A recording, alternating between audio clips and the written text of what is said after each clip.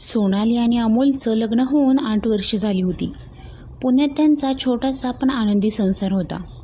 7 वर्षाचा मुलगा अथर्व, स्वतःचं घर आणि दोघांच्याही चांगल्या नोकऱ्या. बाहेरून पाहिलं तर त्यांचं आयुष्य परिपूर्ण वाटायचं. पण गेल्या काही महिन्यांपासून अमोलमध्ये काहीतरी बदल झाला होता. तो रोज उशिरा घरी यायचा, मोबाईलला पासवर्ड लावला होता. फोन आला की बाल्कनीत जाऊन हळू आवाजात बोलायचा.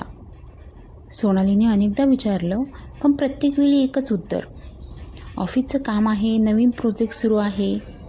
सोनालीने विश्वास ठेवण्याचा प्रयत्न केला, पण स्त्रीचं मन अनेकदा शब्दांपेक्षा वागण्यातलं सत्य ओळखतं. एका रविवारी अमोल अंघोळीस गेला असताना त्याचा मोबाईल टेबलावरच राहिला. अचानक स्क्रीनवर मेसेज आला, कालची संध्याकाळ अजूनही डोळ्यांसमोर आहे. पुन्हा कधी भेटणार? सोनालीच्या पायाखालची जमीन सरकली. तिने मेसेज उघडण्याचा प्रयत्न केला, पण मोबाईल लॉक होता. त्या रात्री अमोल नेहमीप्रमाणे शांत झोपला, पण सोनालीच्या डोळ्यातून अश्रू थांबत नव्हते. दुसऱ्या दिवशी तिने ठरवलं, सत्य काहीही असो ते शोधायचंच. ती अमोलच्या ऑफिसबाहेर जाऊन थांबली. संध्याकाळी 6 वाजता अमोल ऑफिसमधून बाहेर आला, पण तो एकटा नव्हता. त्याच्यासोबत एक सुंदर तरुणी होती. दोघे हसत बोलत कारमध्ये बसले आणि निघून गेले. सोनालीने रिक्षा करून त्यांच्या कारचा पाठलाग सुरू केला. कार शहराबाहेरील एका शांत कॅफेसमोर थांबली. अमोल आणि ती तरुणी हातात हात घालून आत गेले. हे दृश्य पाहून सोनालीच्या डोळ्यातून अश्रूंचा बांध फुटला. पण तिला अजूनही माहीत नव्हतं, ज्याला ती अफेअर समजत होती त्यामागे असं एक रहस्य लपलं होतं, जे तिचं संपूर्ण आयुष्य बदलून टाकणार होतं. कॅफेच्या काचेआडू सोनालीचं हृदय अक्षरशः तुटत होतं. अमोल आणि ती तरुणी समोरासमोर बसले होते. दोघंही हसत बोलत होते. कधी ती त्याच्या हातावर हात ठेवत होती, तर कधी अमोल तिच्याकडे प्रेमाने पाहत होता. हेच खरं होतं का? सोनाली मनात म्हणाली. 8 वर्षांच्या संसाराची किंमत एवढीच? तिने स्वतःला सावरलं. रडून काही उपयोग नव्हता. सत्य जाणून घ्यायचं असेल तर धैर्याने उभं राहावं लागणार होतं. ती कॅफेमध्ये जाणार तितक्यात तिचा फोन वाजला. आई, तू कुठे आहेस? अथर्वचा निरागस आवाज ऐकून तिच्या डोळ्यात पुन्हा पाणी आलं.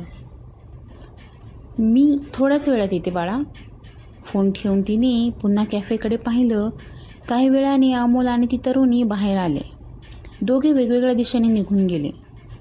सोनालीने त्या तरुणीचा पाठलाग करण्याचं ठरवलं. ती एका मोठ्या ऑफिसच्या इमारत शिरली. प्रवेशद्वारावरील फलकावर कंपनीचं नाव होतं.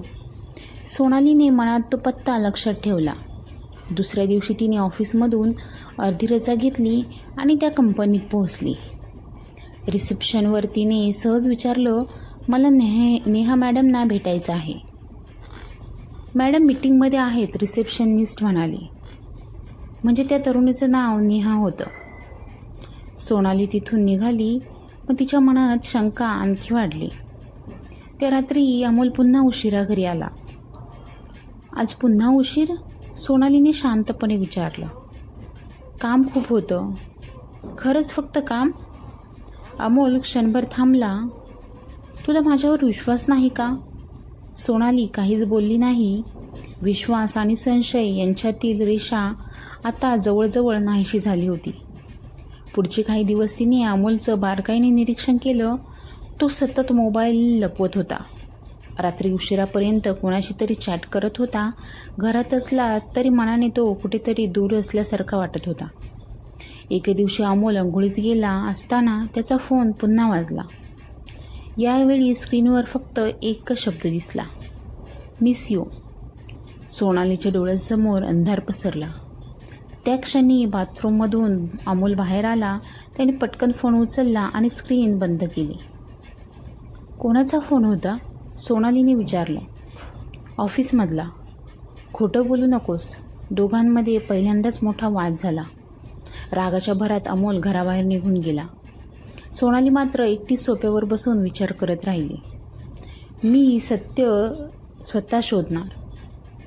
दुसऱ्या दिवशी तिने एका खाजगी गुप्तहेराशी संपर्क साधला. त्याचं एकच काम होतं, अमोलवर नजर ठेवणं. 3 दिवसांनी गुप्तहेरचा फोन आला. मॅडम, माझ्याकडे काही फोटो आहेत, पण तुम्ही ते पाहायला तयार आहात का? सोनालीचा विश्वास अडकला. हो, मला सगळं पाहायचं आहे. गुप्तहेराने तिच्यासमोर फोटो ठेवले. पहिला फोटो अमोल आणि नेहा एकत्र. दुसरा फोटो दोघे एका हॉटेलमध्ये जाताना. तिसरा फोटो पाहता सोनालीच्या हातून फोटो खाली पडले, कारण त्या फोटोमध्ये दिसत होतं असं काही ज्यामुळे तिला वाटलं तिचा संसार आता कायमचा उद्ध्वस्त झाला आहे. तर तुम्हाला आजचा भाग कसा वाटला हे कमेंट बॉक्समध्ये सांगा आणि पुढची स्टोरी बघण्यासाठी चॅनलला सबस्क्राईब करा. धन्यवाद.